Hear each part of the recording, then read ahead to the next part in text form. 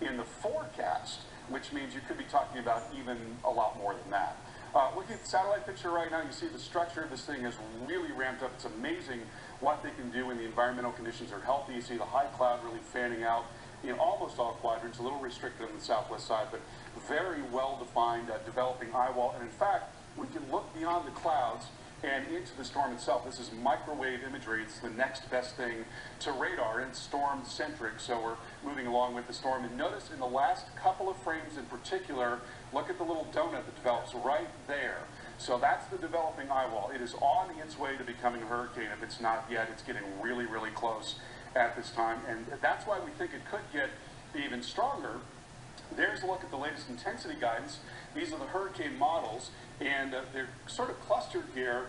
Damn, that sucks. 2 range, and then a few models actually bring it above that into major range. And so there's really nothing that's off the table at this point, just because the environment is so favorable. There's right really now. nothing to. Damn, that means we're going to be in the heart of it. Fuck. Rainfall. Yeah, that's it. The time is the only thing that's going to run into the strengthening of the storm, or interfere with the strengthening of the storm. So there's a look at the hurricane warnings that are now in effect, extending from, say, Matagorda Bay, surrounding counties there, down into Port Aransas, Rock. That's where I'm at right here. Victoria, and for our Spanish-speaking friends, Aviso de Huracan there, all across. Right there's a 45-mile-per-hour tropical storm on Thursday morning, putting it right here, not too far from the coast, just to the south and east of Corpus Christi. At Friday morning, 70-mile-per-hour storm at that time, and that basically means that before it makes it to the coastline, it could become a Category 1 hurricane, meaning that's when your chances for storm surge goes up, and that's when your chances for wind damage goes up with the storm. Then by the time we get to Saturday morning, National Hurricane Center has it inland, still has a tropical storm with 45 mile-per-hour winds. The problem is, with it being to the west of us here in Houston and southeast Texas, that means we're going to be to the east of the system, and that means we're on the dirty side of the system. So that means we're going to catch that sucks. Most likely over ground, and this is all along the coast. This is anywhere from just south of Galveston down across the. I believe it. I believe it. People start fighting over that shit. Down towards the coastal bend there. Watch out, we're gonna get a lot of calls. Okay, so it's saying it's already at 80 miles an hour, so it's a Category 1 then, right at this time. He is giving an update on the state, how the state is preparing ahead of Harvey's. And we might get a lot of roof jobs now. Breaking now, hold on, here it goes. For coming to this press conference. As some of you may not know, actually, very recently, the storm known as Harvey was upgraded, and it now is Hurricane Harvey. So that's what we'll be talking about, and it is organizing and gaining strength over time, and I think that's a function of those 90-degree waters in the Gulf of Mexico. And obviously, the delayed arrival on land actually gives it more time to strengthen, and so the nature of this storm has changed very much over the last number of hours. Alright, ladies and gentlemen, you're currently watching the sexiest man alive in the universe, where my opinion matters more than yours, like always, and I'm back with another video. I have a public service announcement. Tropical storm Harvey at this time is now expected to be a Category 3. Anything under 1,000 millibars is pretty much considered a tropical storm or hurricane force winds. Right now, it's at 45-mile-an-hour winds, but it's expected to get higher. First of all, I want to say that I lived through many hurricanes. We've had 5 hurricanes in the 2000s, and some of the ones that I can preferably remember, and I want to go ahead and take you to the list, is Hurricane Ike. And Hurricane Ike was in 2008. It lasted for 2 weeks. We were out of power for 3 weeks, from September 1st all the way till September the 22nd. When the storm hit, if I can remember, it was 145-mile-an-hour winds. Death toll was 103 deaths, direct impact.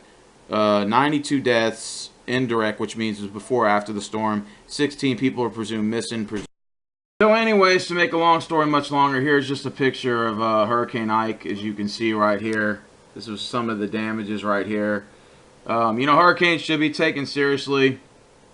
This is just on I-45 South right here, which I know exactly where it's at. Look at the damages from Hurricane Ike right here, as you can clearly see some of the photos that Showed you, look at the damages here. I mean, there's way more that I can go on and go on. Let's go ahead and backspace. Of course, one of the most dangerous hurricanes we've ever had was in 1900.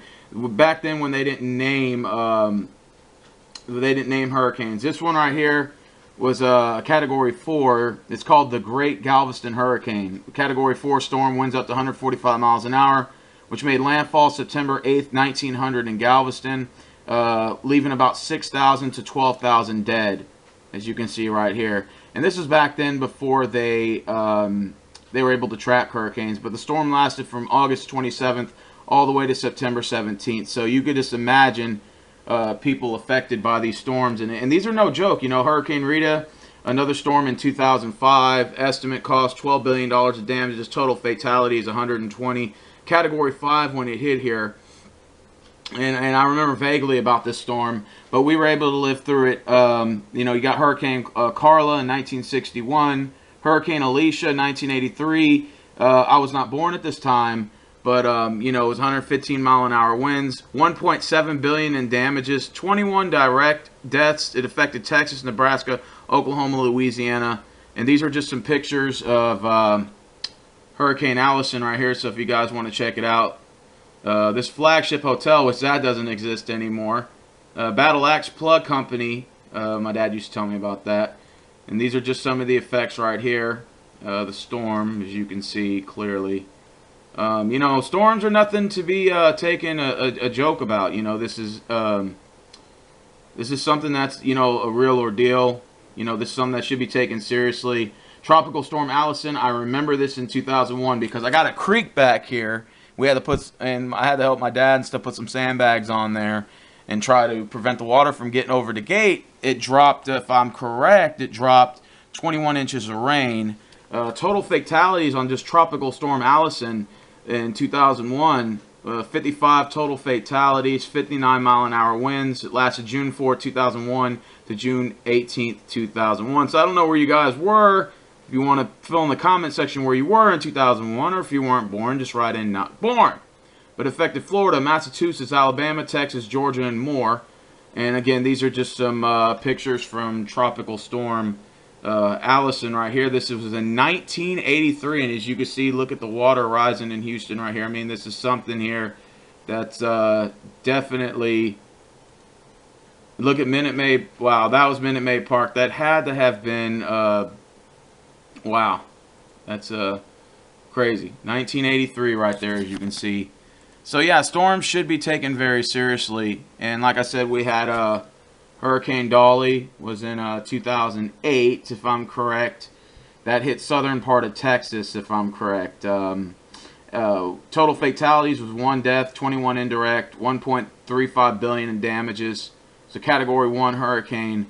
They're saying that this hurricane potentially has the potential of becoming a Category 3. We haven't seen a Category 3 in a while. But to be honest with you, I'm embracing for it. My main concern, however, is diluting. Is when we were out in Hurricane Ike, if I remember, in 2008, we were out of power for 3 weeks. Some places in Alvin and some places in Brazoria County, they were out of power for nearly 2-3 months. And the problem is because there were no police around, because, you know, the power had to be restored to police stations because that was the #1 on the list. And then, of course, you know, FEMA came in and, you know, Red Cross and all these little scam companies that came out there to supposedly help the, you know, the poor, but that way obviously wasn't the case. I'll get into that in another video.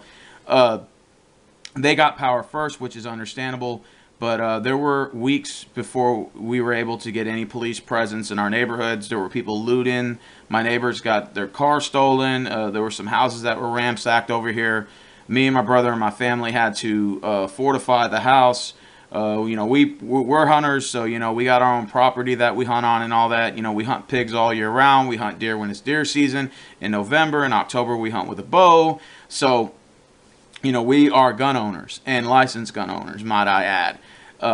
So, anyways, to make a long story much longer, as you can see here on the list, you know, you've had plenty of hurricanes in the past in Texas. Hurricane Audrey in 1957, Cecilia in 1970. I mean, the list goes on. Hurricane Allen 1980, Hurricane Bella 1967, Hurricane Chantel in 89, Tropical Storm Claude in 79. Actually, if I did my history on this particular one, this hit Alvin and it dropped up, if I'm correct, it dropped up to 20 inches of rain, and it hit July 16th, 1979 to July 29th, 1979. Only 2 people died. However, it was $400 million in damages, and it's the damages that really affects, especially if you're a homeowner. You know, the biggest fear is like you losing your house. And seeing as I got a creek back there, if this storm is predicted to drop 25 to 35 inches of rain, we could be looking at a serious problem. If I'm correct, Tropical Storm Allison dropped 15 inches of rain, and there was already water in the back of my fence.